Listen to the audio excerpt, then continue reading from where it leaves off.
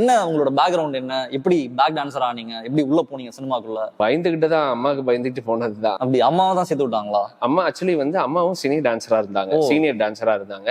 அவங்களோட வாரிஸ் கார்டு தான் நான். 2001லயே நான் மெம்பர்ஷிப் கார்டு எடுத்தாங்க. 2001 எடுக்கும்போது என் வயசு அப்ப கம்மி தான், 7 வயசோ 6 வயசோ தான் இருந்தது. சும்மா சினிமா ஃபேமிலி தானே உங்களுக்கு? சினிமா ஃபேமிலி தான். அவங்க பேருக்குன்னா சும்மா எடுத்து வச்சாங்க. எல்லாருக்கும் கொடுக்குறாங்களே கார்டு, நம்ம பிள்ளைக்கும் எடுத்து வச்சுப்போங்க. ஆனா சினி இண்டஸ்ட்ரியில எங்க அம்மாவுக்கு என்னை விடவே இன்ட்ரெஸ்டே இல்லை. 10th எக்ஸாம் முடிஞ்சிருச்சு. எனக்கு தெரிஞ்சிடும் எப்படியும் போட்டுக்கோ 4-5 இதுல காலி ஆயிடும். எப்படிடா தப்பிக்கிறது, இருந்தா நம்மள இது பண்ணுவாங்க. இப்போ ஒரு எதிர்ச்சியா வந்து எங்க அம்மாவோட ஃப்ரெண்டு பையன் ஆல்ரெடி அவன் அப்பதான் ஸ்டார்ட் பண்ணியிருக்கான். அவன் வந்து ஷூட்டிங் போறான். ஒரு ஸ்கூல் பசங்கனால சாங் நோபல் மாஸ்டர் அவரோட கோரியோகிராஃபியில ஊட்டிக்கு போறாங்க.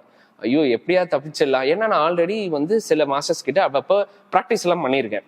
பவுல்ராஜ் மாஸ்டர், ராபர்ட் மாஸ்டர், இவங்க கிட்ட எல்லாம் நான் வந்து கிளாஸஸ் போய் ஆல்ரெடி எனக்கு தெரியும். பட் ப்ரொஃபஷனலா அதுக்கு முன்னாடி இன்ட்ரெஸ்டா இருந்தா டான்ஸ்ல? ஒரு இன்ட்ரெஸ்ட் இருந்தது. சின்ன டான்சர் ஆகணும்னு இன்ட்ரெஸ்ட் கிடையவே கிடையாது எனக்கு. அந்த சினி இண்டஸ்ட்ரி, அந்த சினி டான்சர்ஸ் யூனியன் உள்ள போறதுக்கு ரொம்ப கூச்சப்படுவேன். அவங்களெல்லாம் பார்த்தா பயப்படுவேன். அங்க இருக்கிற பீப்புள்ஸ் எல்லாம் பார்த்தா ரொம்ப பயம். அது ஏன் எனக்கு இன்னைக்கு சாப்பாடு போடுற அளவுக்கு அப்படி ஆச்சுன்னா அதான் நம்ம யூகிக்கவே முடியாது நம்ம லைஃப்.